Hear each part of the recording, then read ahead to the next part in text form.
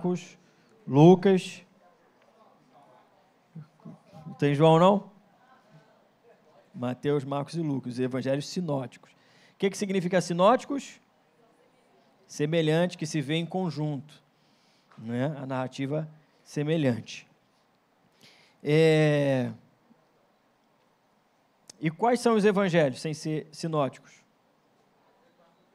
Mateus, Marcos, Lucas, sem ser sinóticos, né? O Mateus, ele apresenta, eu acabei de ler Mateus essa semana, desde o dia 1º, acabei agora. E, de fato, quando você lê com essa visão, né, acerca dos ensinos que nós estamos colocando aqui, tem uma diferença. Eu já li algumas vezes, né, os evangelhos, a Bíblia, e estou retomando essa prática. Mas o Mateus, ele apresenta Jesus como? Como? Rei. Esquece não, irmão.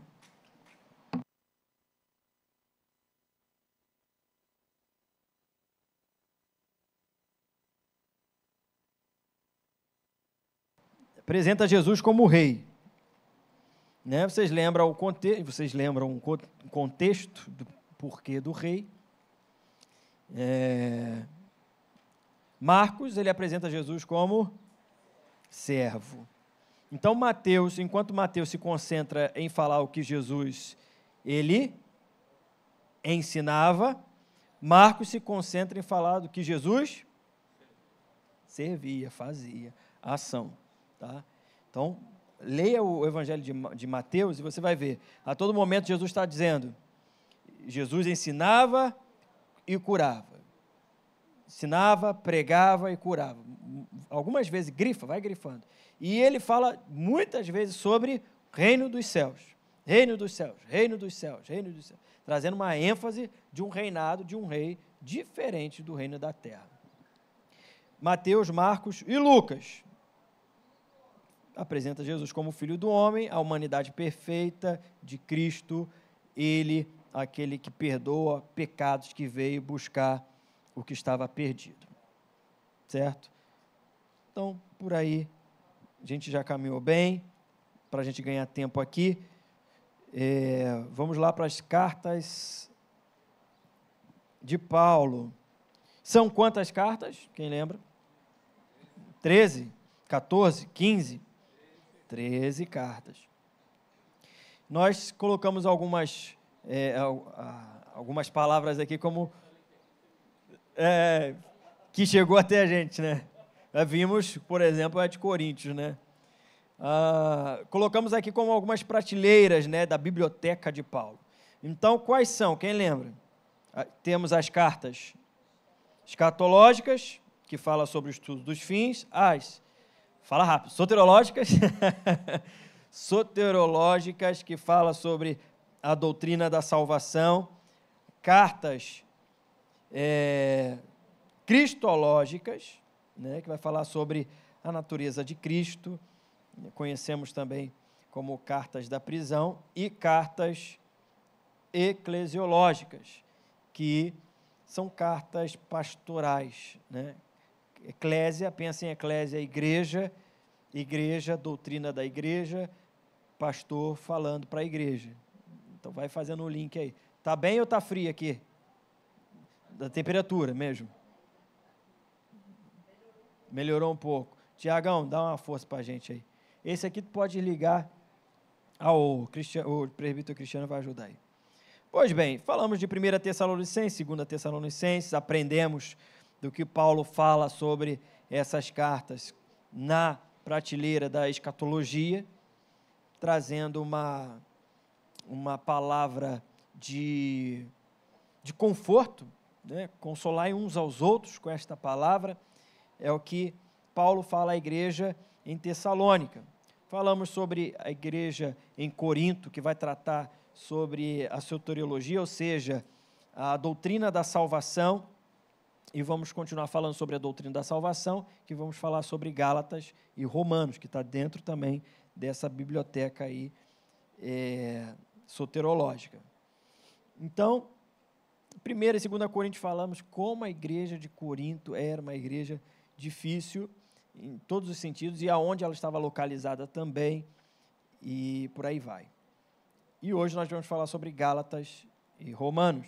Então, tem 2 vídeos aí. Esse aí é de qual? Romanos? Pode soltar aí, por favor.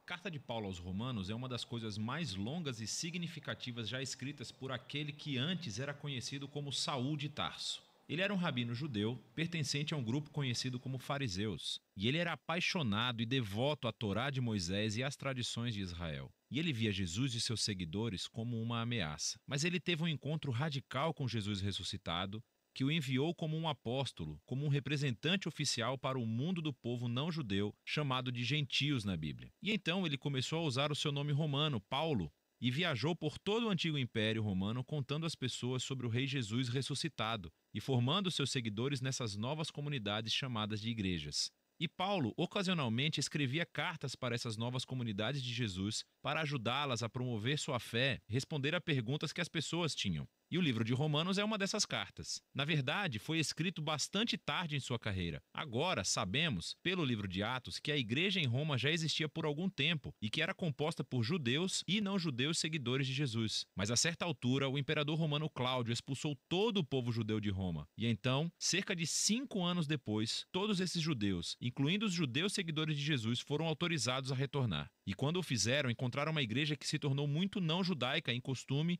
e prática. E isso criou muita tensão, de modo que, nos dias de Paulo, a igreja romana estava dividida. As pessoas discordavam sobre como deveriam seguir a Jesus. Elas estavam debatendo sobre se os cristãos não-judeus deveriam celebrar o sábado, comer kosher ou ser circuncidados. E assim, Paulo escreveu essa carta com alguns objetivos em mente. Ele queria que essa igreja dividida se unificasse e tinha um propósito prático para isso. Ele esperava que a igreja romana se tornasse uma base para que a sua missão fosse ainda mais para o oeste, até a Espanha. E assim, foram essas circunstâncias que motivaram Paulo a escrever sua mais completa explicação do Evangelho, a boa nova que ele estava anunciando sobre a vida, morte e ressurreição de Jesus. A carta foi criada para ter 4 movimentos principais, mas é unificada como uma longa e fluente exploração do Evangelho. O Evangelho, segundo Paulo, em primeiro lugar, revela a justiça de Deus e também cria uma nova humanidade que cumpre a promessa de Deus a Israel. E é este evangelho que vai unificar a igreja. Nesse vídeo, vamos explorar as ideias dos capítulos 1 a 4. Então, Paulo começa se apresentando como um apóstolo designado por Deus para espalhar o evangelho sobre Jesus, sobre como ele é o Messias de Israel, que ressuscitou dentre os mortos como Filho de Deus, Rei das Nações. E agora, Jesus chama toda a humanidade a estar sob seu domínio de amor. E Paulo diz que as boas novas do Rei Jesus são, antes de mais nada, o poder de Deus para salvar as pessoas que confiam nele e depois revelam a justiça de Deus. Ela descreve o caráter de Deus que sempre faz justiça, o que é certo e o que é bom, mas também que ele é fiel e justo para cumprir suas promessas. E Paulo está dizendo que a história de Jesus nos mostra como Deus fez essas duas coisas. Mas como? Bem, primeiro ele reconta de uma forma longa e criativa a história do Gênesis nos capítulos de 3 a 11. Ele mostra como todo o mundo gentil, todas as nações estão presas em um ciclo de pecado e egoísmo. O coração e a mente humana estão partidos, afirma Paulo. Nos afastamos de Deus para abraçar a idolatria, o que significa encontrar significância suprema em coisas criadas e dar maior fidelidade a essas coisas que não são Deus. Isso resulta em uma distorção da nossa humanidade e comportamento destrutivo. E então, o que resta é uma humanidade que vive uma vida de acusações diante de um Deus justo, o qual o povo de Israel pode dizer: bom, parece que Deus fez uma boa decisão quando escolheu o nosso povo dentre as nações. Ele nos salvou da escravidão no Egito. Ele nos deu as leis da Torá, como o sábado, comer kosher, a circuncisão, e todas essas coisas juntas nos mostram como viver como o povo santo de Deus. Mas Paulo diz: calma aí, gente. Ele lembra a história da Torá e do resto do Antigo Testamento, que mostra que Israel era tão corrupto quanto o resto da humanidade. Israel é mais culpado do que os gentios, diz Paulo, porque eles têm a Torá. Eles deveriam saber. E assim, conclui Paulo, toda a humanidade, gentios, israelitas, estão desesperadamente presos e culpados diante de Deus. Mas essa não é a palavra final. As boas novas sobre Jesus são a resposta de Deus. Em vez de culpar a humanidade, Jesus veio como o Messias de Israel para morrer em nome de todas as pessoas como sacrifício pelos pecados. Como nosso representante, Jesus sofreu no seu próprio corpo todas as consequências da dor, do pecado e da morte que causamos no mundo. E ele superou tudo com a sua ressurreição dentre os mortos. Ele disponibiliza sua nova vida de ressurreição para os outros. Jesus se tornou no que nós somos para que pudéssemos nos tornar em quem ele é. E tudo isso, diz Paulo, é como Deus justifica aqueles que confiam ou têm fé em Jesus.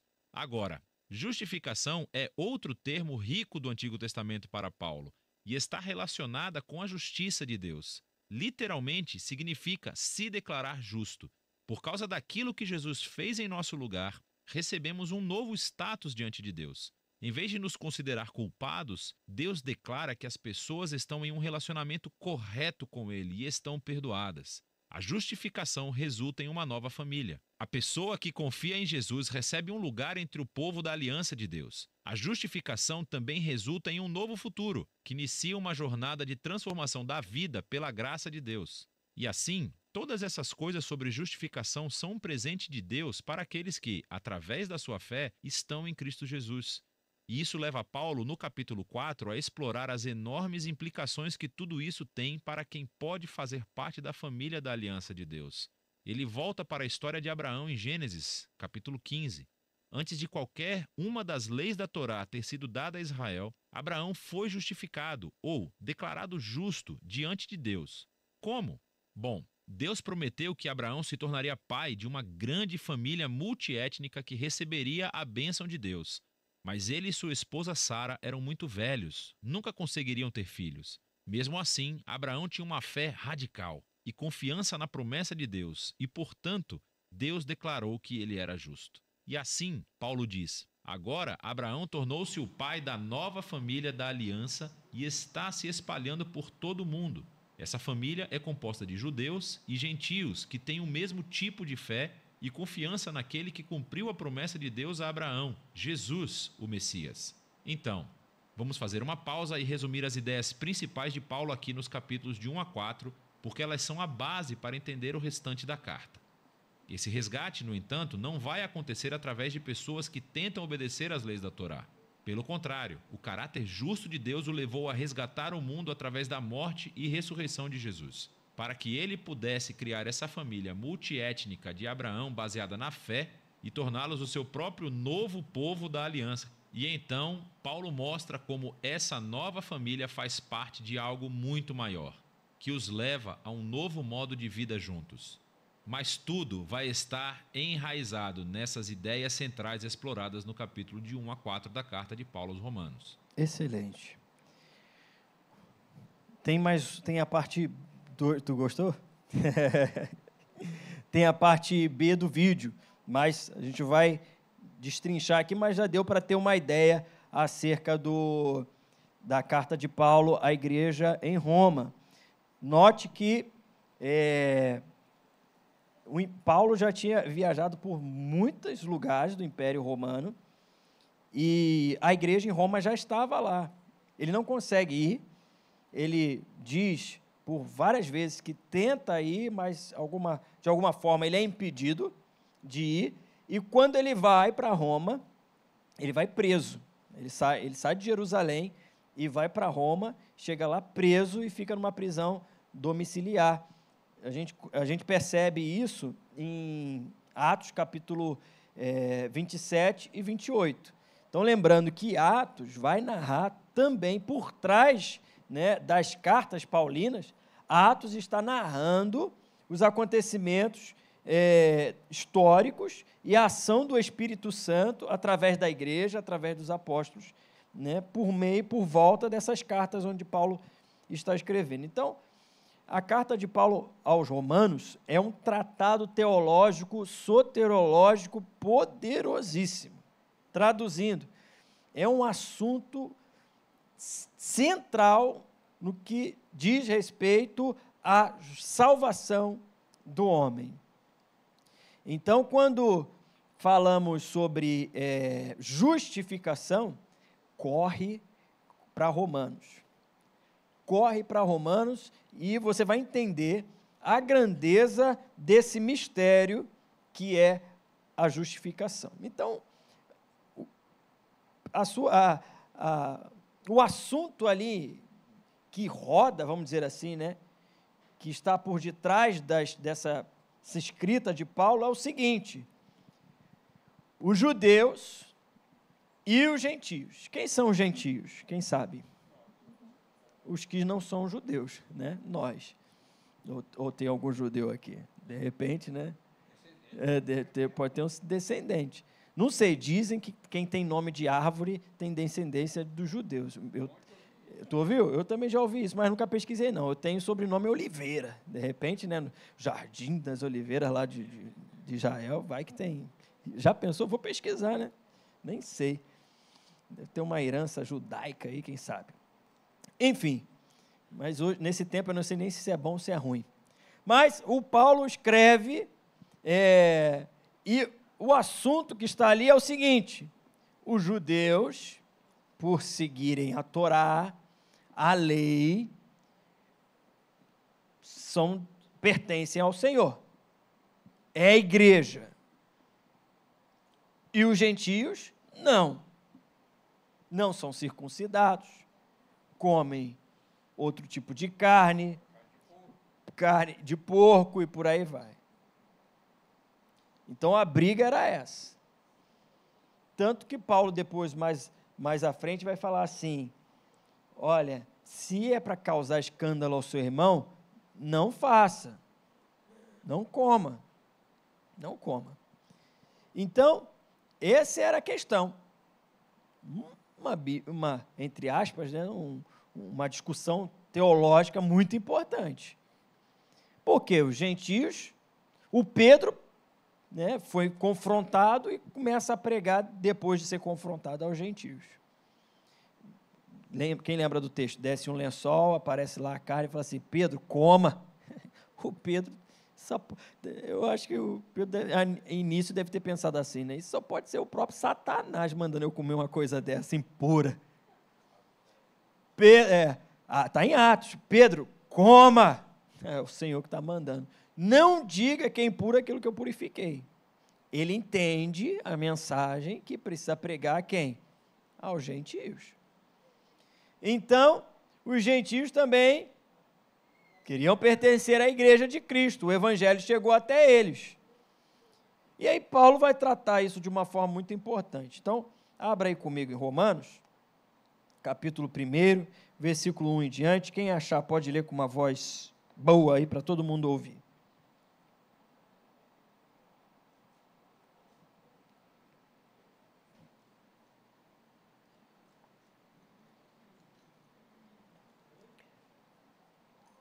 Romanos 1, do 1 em diante. Pode ir lendo.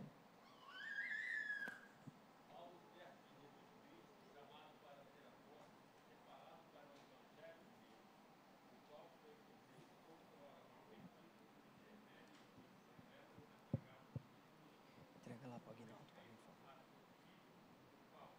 lá atrás que está lendo.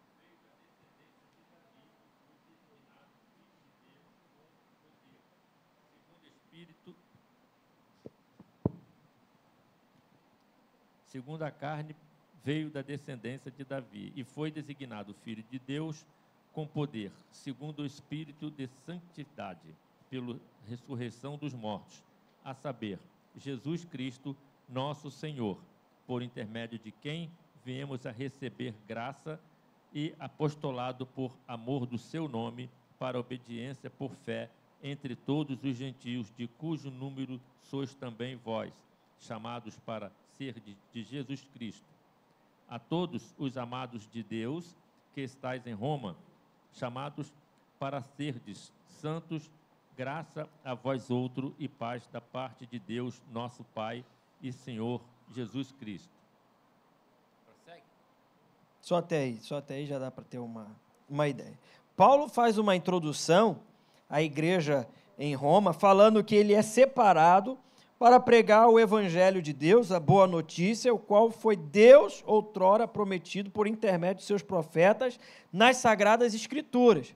Então ele está fazendo um link dizendo que aquilo que havia sido profetizado, aquilo que havia sido falado no Antigo Testamento, ou pelos profetas, o que ele está trazendo de evangelho é a mesma coisa, é o cumprimento dessas profecias.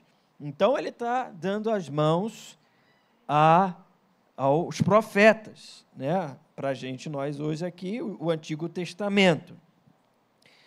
Versículo 3, com respeito a seu filho, né, Jesus, o qual, segundo a carne, veio da descendência de Davi. Um outro sinal muito importante para o judeu. Lembra de Mateus, quando ele apresenta Jesus como rei dos judeus? Então ele está falando segundo a carne, ou seja, não carne no sentido pecaminoso, mas segundo a carne no sentido de natureza. Natureza, segundo a carne, veio da descendência de Davi. O que ele está falando? Está vindo de uma descendência real, davídica. Ou seja, ele, de fato, é rei, Mateus prova isso, mas Paulo está chamando a atenção para dizer que Jesus é de linhagem pura, judaica, né, da tribo de Judá, da tribo de Davi.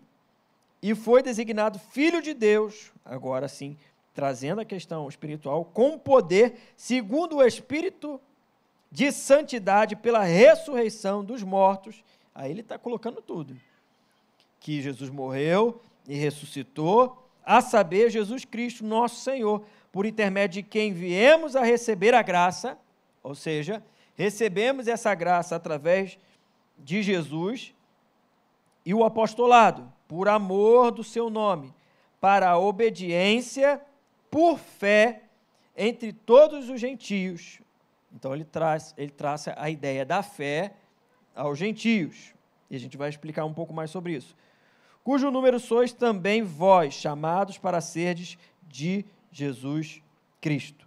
A todos amados de Deus, que estáis em Roma, chamados para serdes santos, graça a vós, outros e paz, da parte de Deus, nosso Pai e o Senhor Jesus Cristo. Então, vamos fazer um esboço rápido aqui da introdução desse livro, dessa carta de Paulo aos Romanos. Então, ele tem uma introdução do capítulo 1, versículo 1 ao 17, do capítulo 1, 18, ao capítulo 3, versículo 20, ele vai tratar da necessidade da redenção. Ele fala do como o homem é pecador. Ele trata da natureza do pecado, que todos nós somos pecadores, oriundos da queda desde Adão. Então, o Paulo vai falar sobre essa essência do pecado e vai dizer que tanto os gentios como os judeus fazem parte desse mesmo pacote de pecadores, porque todos pecaram e destituídos ou carecem da glória de Deus. Então, Paulo vai dizer isso. Deixa eu achar o texto aqui.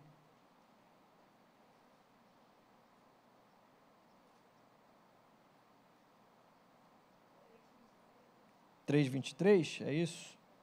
Eu estava olhando 26. Romanos, estou em 2 também. Romanos 3, 23.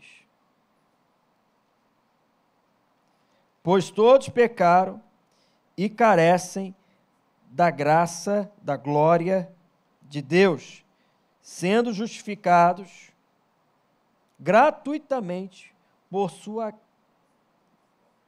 graça, mediante a redenção que há em Cristo. Então, Paulo vai tratar acerca do pecado universal, e não tem nada a ver com a igreja universal.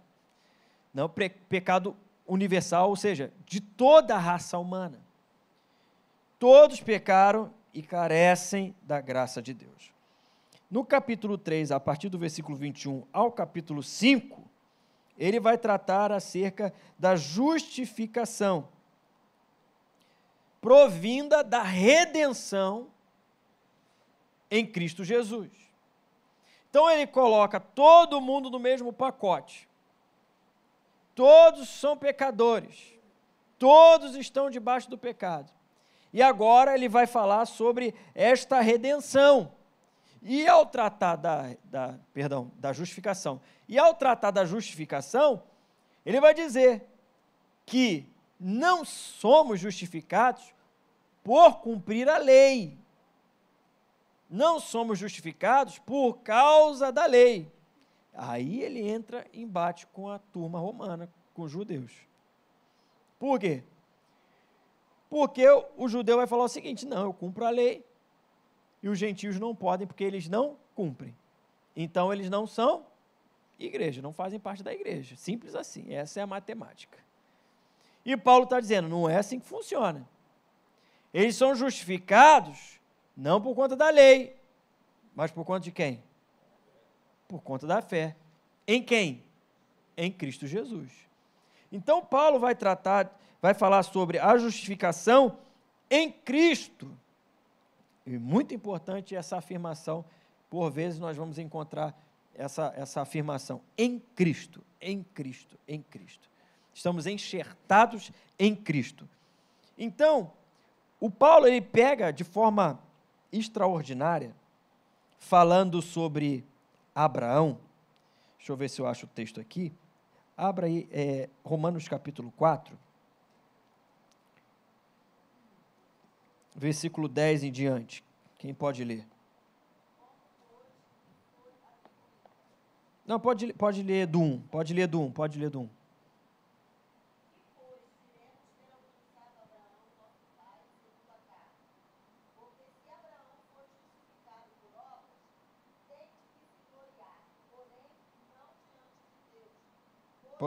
Só uma pausa aí, é importante. Olha que interessante, Paulo está dizendo. O que vamos dizer então do Abraão? E aí quando fala para a turma do Abraão, está falando sobre quem? O pai da fé, meu irmão.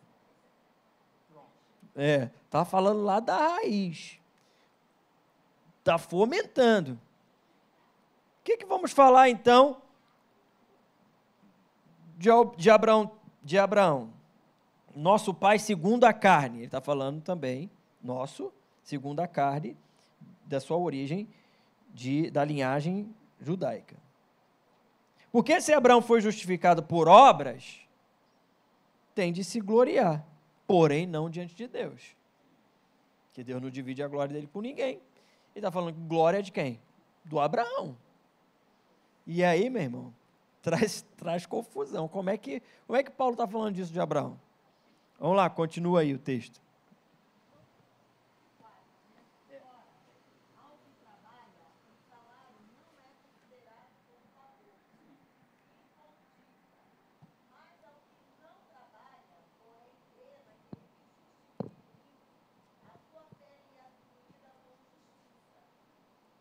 E é assim também que Davi declara ser bem-aventurado o homem a quem Deus atribui justiça, independentemente de obras. Bem-aventurado aquele cujas iniquidades são perdoadas e cujos pecados são cobertos. Bem-aventurado o homem a quem o Senhor jamais imputará o pecado. Vem, pois, estas bem-aventuranças exclusivamente sobre os circuncisos ou também sobre os incircuncisos? Foi uma pergunta que ele faz aí. Essas bem-aventuranças vêm somente, exclusivamente sobre os circuncisos ou também sobre os incircuncisos? Ou seja, os judeus e os gentios, circuncisos os judeus, os incircuncisos os gentios. Visto que dizemos, a fé foi imputada a Abraão para a justiça. Ponto. Aí, meu irmão. A fé foi imputada a Abraão para a justiça. Vamos ver quem vai falar mais. Depois eu vou comentar. Vai lá. 10. Como, pois, lhe foi atribuída? Estando ele já circuncidado ou ainda incircunciso, não no regime da circuncisão, e sim quando Incircunciso.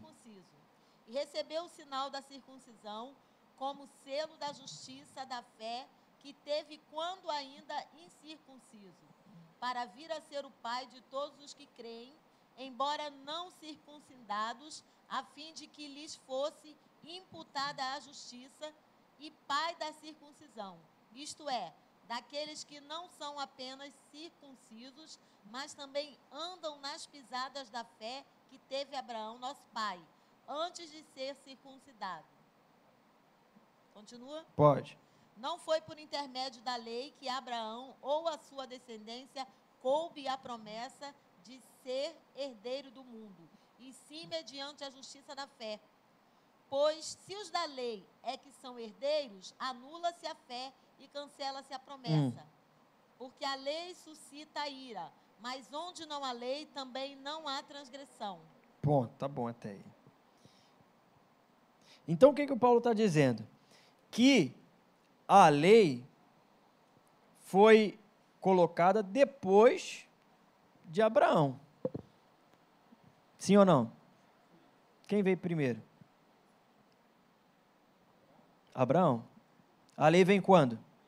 Com Moisés. Então, quem vem primeiro? Abraão. E a lei vem quando? Com Moisés. Então, quem veio primeiro? O Abraão. E a lei vem quando? Depois, com Moisés. E o Paulo está falando isso. E aí, o que vamos falar então do Abraão, que está antes da lei?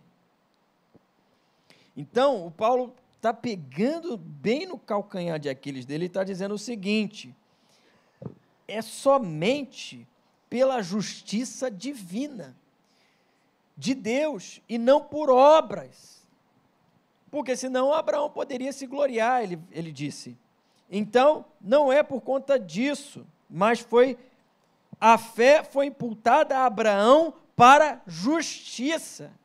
Justiça. Então, a fé em Cristo Jesus nos justifica. Então, tanto judeus como não judeus, como gentios. E aí traz a expansão do evangelho a todo aquele que nele crê. Então, faz coro ao que Jesus disse. Jesus falou, né? Ide por todo mundo, pregai o evangelho a toda criatura. Né? Diz, ficai, pois, em Jerusalém, até que sejam revestidos de poder, e depois vocês preguem, tanto em Jerusalém, Judéia, Samaria, e até os confins da terra. Jesus falou isso. Então, Paulo traça esse tratado teológico muito importante acerca da justificação. Ele coloca todo mundo no combo do pecado e diz que precisamos de um Redentor, e afirma ser Jesus. E o efeito dessa justificação é o quê? Qual o efeito da justificação na vida do crente? Salvação, o que mais? A justificação já nos traz para a salvação. Está quase lá. Qual o efeito da justificação, da salvação na vida do crente? Santificação. Então, Paulo vai falar como os crentes devem viver uma vez justificados pela fé. Que também não é isso, né, irmão? Então eu posso fazer o que eu quiser e está tudo certo, Jesus já me justificou. Não. Os justos, ou seja, o justificado, eles caminham em santidade. Quem é santo, santifique-se ainda mais. Então, efeito da santificação, capítulo de número 6 ao capítulo de número 8. Deixa eu ver aqui. Capítulo 6, versículo 1 em diante. Quem pode ler para a gente? Quem está com o microfone aí? Lê aí para a gente, por favor, Daniel ou Amanda. Romanos 6. Romanos 6. 6 todo? Não, vai indo. Vou indo, tá. Que diremos, pois? Permaneceremos no pecado para que seja a graça mais abundante? Ponto. Isso é uma pergunta que o camarada já fica assim, ué, se a graça é que me justifica, vamos pecar doidado, porque Jesus vai nos justificar toda hora. Então, ele está fazendo uma pergunta. Que diremos, pois? Permaneceremos no pecado para que seja a graça ainda mais abundante? Continue, por favor. De modo nenhum. Pronto, está respondido. Simples e direto. De modo nenhum. Vai lá. Como viveremos ainda no pecado, nós os que para ele morremos? Ou, porventura, ignorais que todos nós que fomos batizados em Cristo Jesus, fomos batizados na sua morte? Fomos, pois, sepultados com ele na morte pelo batismo, para que, como Cristo foi ressuscitado dentre os mortos pela glória do Pai, assim também andemos nós em novidade de vida. Pronto. Até aí já deu para entender, bacana. Depois você lê em casa. Novidade de vida. Não é qualquer vida. Porque morremos com quem? Com Cristo. Fomos sepultados, batizados com Ele, na sua morte e na sua ressurreição. Ou seja, agora temos uma novidade de vida. Versículo 4.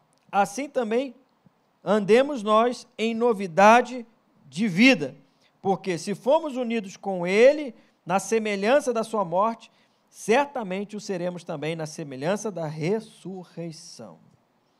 Ou seja, precisamos viver em santidade. Então, Paulo vai tratar sobre esse tema do pecado, da justificação, lembrando que ele está conversando com esses irmãos que estão dizendo, não, o povo não é judeu, o Paulo já acabou com esse assunto, falou, não tem isso, não tem esse assunto. Ele trata sobre a união com Cristo, do capítulo 6, do versículo 1 ao 23, dentro desse arcabouço de santificação, o conflito entre as naturezas, capítulo 7, versículo 1 em diante, ele vai falar sobre esse conflito da natureza, quanto eu quero me santificar, o pecado sempre está diante de mim, e esse corpo sempre está inclinado a cometer o pecado. Paulo vai tratar desse conflito entre a natureza pecaminosa, mas também fala da vitória pelo Espírito. Da vitória pelo Espírito. Por quê? Daí elimina aquela conversa. Sacomé, né, pastor? Começa com sacomé, você já fica preocupado. Capaz chega até falando em outra língua. Sacomé, né, pastor?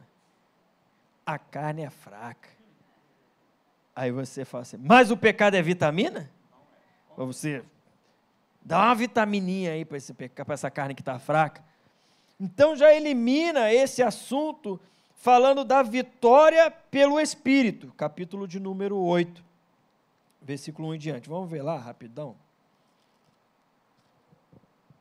Aliás, o pecado é veneno. Pecado é veneno. Mortal. Capítulo 8. Pode continuar para a gente aí, Amanda, por favor. Versículo 1 em diante. Agora, pois, já nenhuma condenação há para os que estão em Cristo Jesus. Porque a lei do Espírito e da vida em Cristo Jesus te livrou da lei do pecado e da morte. Porquanto o que fora impossível à lei, no que estava enferma pela carne, isso fez Deus enviando o seu próprio Filho em semelhança de carne pecaminosa. Um ponto é importante. E no tocante ao pecado, e com efeito condenou Deus na carne o pecado. Ponto. Rapidinho. Porquanto o que fora impossível à lei, no que estava enferma pela carne, isso fez Deus enviando o seu próprio Filho. Então, ele não está eliminando a lei. Ele está cumprindo em Cristo Jesus. Né? E aqui a gente não está pregando dizendo, então, rasga o Antigo Testamento. Não. Viva a Bíblia. Porque vivendo a palavra... Por sermos de teologia aliancista, ou seja, de uma aliança, o Antigo Testamento e o Novo Testamento são pactos, e o Novo Testamento ele é uma nova aliança, um pacto superior à antiga, mas em Cristo ele se cumpre. Então, como estamos em Cristo, enxertados em Cristo, passamos a fazer parte desse cumprimento da lei, porque Cristo cumpriu. Nós, meros mortais, pecadores, não vamos cumprir. Mas o Paulo está dizendo, agora, pois, já não tem mais nenhuma condenação, porque estamos em Cristo. Porque, versículo 5, os que se inclinam para a carne cogitam das coisas da carne, mas os que se inclinam para o Espírito, das coisas do Espírito. Versículo 28, desse mesmo capítulo. Sabemos que todas as coisas cooperam para o bem daqueles que amam a Deus, daqueles que são chamados segundo o seu propósito. Portanto, aos que de antemão conheceu, também os predestinou para serem conforme a sua imagem e semelhança. Ele está falando de vida de santidade, a fim de que ele seja o primogênito entre muitos irmãos. Versículo de número 31. Não, vamos ler o 30, né? Os que predestinou, a esse também chamou. Os que chamou, esse também justificou. Os que justificou, esse também glorificou. Ele está falando sobre santificação também. 31. Que diremos, pois, à vista destas coisas? Se Deus é por nós, quem será contra nós? Aquele que não poupou o seu próprio filho, antes, por todos nós o entregou. Porventura, não nos dará graciosamente com ele todas as coisas? Quem intentará acusação contra os eleitos de Deus? É Deus que os justifica. Quem os condenará?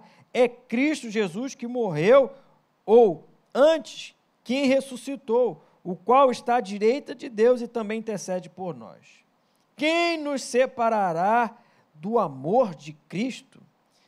Será tribulação, ou angústia, ou perseguição, ou fome, ou nudez, perigo, ou espada, como está escrito: por amor de ti somos entregues à morte todo dia. Fomos considerados como ovelha para o matadouro. Em todas estas coisas, que coisas? Essas que eles acabou de dizer. Porém, somos mais que vencedores por meio daquele que nos amou. Porque estou bem certo que nem a morte, nem a vida, nem anjos, nem principados, nem coisas do presente, nem do que vai acontecer, nem poderes, nem altura, nem profundidade, nem qualquer outra criatura poderá separar-nos do amor de Deus que está em Cristo Jesus, nosso Senhor. Aleluia. Nada pode nos separar de Deus. Crente não perde a salvação. Exato. Crente lavado e remido, santo no Senhor, está nas mãos do Senhor. E aí quando Jesus diz assim, que aquele que o Pai me deu, esse de maneira alguma vou perder. Então, quando um crente, ele é tocado pelo Espírito Santo, convencido pelo Espírito Santo acerca do pecado, é lavado, recebe uma novidade de vida, um novo caminho no Senhor, ele é selado pelo Espírito Santo, que é o penhor da nossa salvação. Então, é em Cristo que somos salvos. Que somos salvos. Aí sempre fica aquela dúvida, né? Pode haver aquela ideia, né? Não, acolhida no início. Uhum. Então, a graça é muito, eu vou pecar à vontade. Negativo. Se você tem prazer no pecado, se você ama o pecado não te incomoda, você não é o predestinado do Senhor. Não é um lavado. Absolutamente não é. Exato. E o que acontece? Quando essa gancho que eu ia dizer, né? Então a pessoa pensa assim: ué, pastor, então aquele que um dia estava na igreja, experimentou das coisas de Deus, como diz a palavra, experimentou das coisas de Deus e tudo mais, Hebreus, né? E agora? Hebreus 6, né? E agora? Confundiu. Ele recebeu das bênçãos da comunidade. Pode sim, participou da ceia. Mas quem conhece o coração, se há conversão, é o Senhor. É o Senhor. Então, quando eu vejo alguém que abandona a fé, né, digamos assim, ou abandona a comunidade local e não quer saber mais de Deus, de fato, nos leva a crer que essa pessoa nunca foi salva. Ela nunca nasceu de novo. Agora, se de fato ela um dia foi tocada pelo Espírito Santo, mas saiu, um tempo o Senhor há de chamar essa pessoa. É essa a esperança que deve arder no nosso coração. O nosso departamento não é o de, como diz o pastor Marcos Batista, né? Não é o de departamento pessoal, de RH, né? Você entra, você sai, você entra, você sai, você é salvo, você não é. É marketing. Divulga, irmão, para todo mundo. Jesus, a boa notícia de salvação, Jesus é o Salvador. É isso que nós precisamos preocupar. Então, vou te dar a palavra, conhecendo, vendo o fruto, que aí Gálatas vai falar bastante sobre isso, e não vai dar tempo para finalizar aqui sobre Gálatas, vai falar muito sobre isso, sobre o fruto. Vamos conhecer esse novo estilo de vida. Não algo externo que eu preciso apresentar, mas algo interno que já aconteceu no coração, e daí isso vem para as minhas mãos. Nosso irmão Júnior.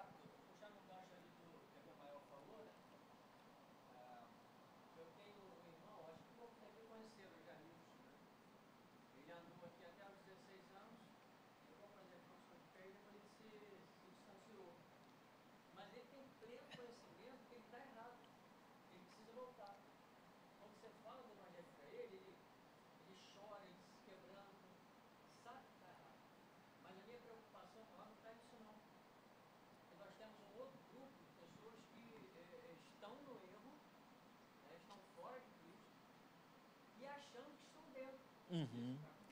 Esse é muito assustador, porque é verdade.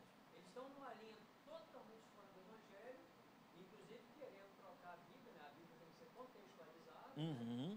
para incluir toda essa ideologia que a gente está vendo aí.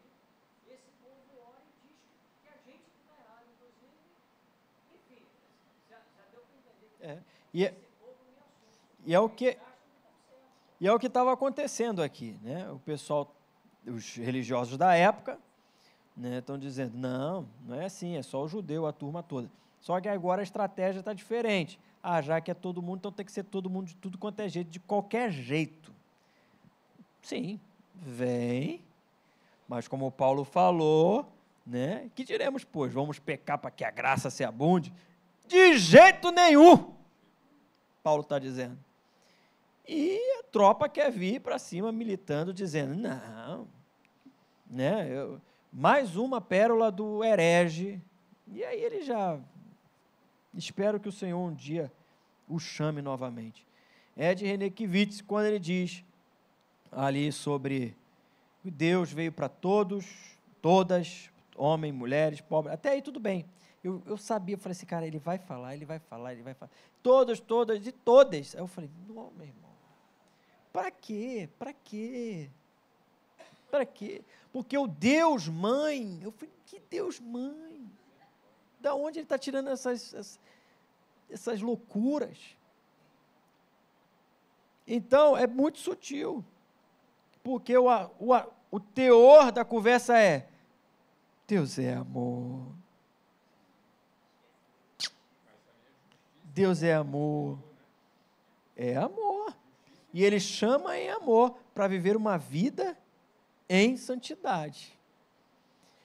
A salvação nos leva, causa em nós uma transformação de vida. Pois bem, irmãos, é muito longo aqui a conversa. Para finalizar,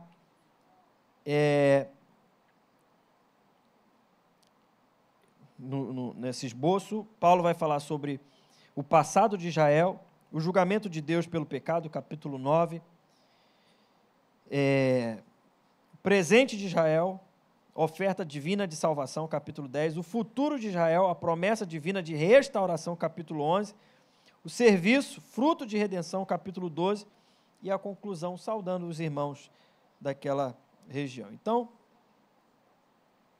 Paulo conclui de forma bastante pessoal, transmitindo a esperança e falando sobre os planos do apóstolo, principalmente no que diz respeito à visita a Roma, que ele tanto queria, mas quando ele vai preso. A gente vê isso em Atos, capítulo 27 e 28. Pois bem, irmãos, essa é uma introdução e uma análise sucinta, porque se a gente for fazer uma análise, uma introdução é dias e dias e dias e dias e dias, só num capítulo. E conversa. Mas, se você tiver alguma dúvida, você pode me procurar, mandar uma mensagem, e a gente conversa mais sobre o assunto. Mas, tendo esse panorama, essa introdução da carta de Paulo aos Romanos, você, ao fazer a sua leitura em casa, medite e tenha isso como mais uma ferramenta para você fazer uma boa leitura, uma leitura saudável, uma boa exegese, né? Aprendendo o contexto, a gramática, a história e entendendo melhor a palavra de Deus. Porque o Senhor vai dizer, conhecereis a verdade e ela vai libertar você. Sempre na companhia do Espírito Santo. Não se apoie no seu intelecto. Há muitos fazendo isso, se apoiando no seu intelecto e descendo ladeira abaixo. Se apoie na revelação do Espírito Santo. Né? Como falei hoje na mensagem, a Alemanha, a Inglaterra estava vivendo isso por conta do iluminismo, trazendo esse racionalismo acerca da palavra. As pregações eram mais discursos filosóficos do que uma vida prática, um sermão prático, aquecido para o povo de Deus. Então, que o Senhor assim nos avive com a sua santa e poderosa palavra para a glória dele. Amém, irmãos? Vamos orar para finalizar. Que Deus assim muito nos abençoe. Nos coloquemos de pé. Quero agradecer por você ter ficado até um pouco mais. Desculpe o tempo. Só tem esse rapaz aqui nos visitando, né? Pelo menos é a primeira vez que eu vejo aqui. Deus... Segunda? Ih, rapaz, então... Eu estava chegando muito bem, não. Estava na cantata, mas aqui na ETB. Primeira vez aqui? Primeira vez. Foi bom? Então volta... foi ótimo. Então volta domingo que vem. Você é de alguma igreja? Então não volta domingo que vem, não. Vai para a tua igreja. Aprende lá com o teu pai. Qual igreja? Fiquei até preocupado agora falando sobre salvação, que vai que... Qual é a igreja? Socorro de Bangu? Conheço. Ali em frente ao shopping, né? Tem um amigo meu que toca teclado lá. Não sei se ele toca ainda. O Alberto, tecladista de mão cheia. Senhor, muito obrigado pela tua santa palavra. Que Deus nos abençoe. Que o Senhor nos abençoe e derrame ainda mais sobre nós a sabedoria espiritual para compreender e colocar em prática a tua santa palavra. Senhor, muito obrigado, porque ela nos alimenta. Fala conosco no decorrer do dia, logo mais à noite estaremos aqui para a glória do teu nome. Oramos em nome de Cristo Jesus.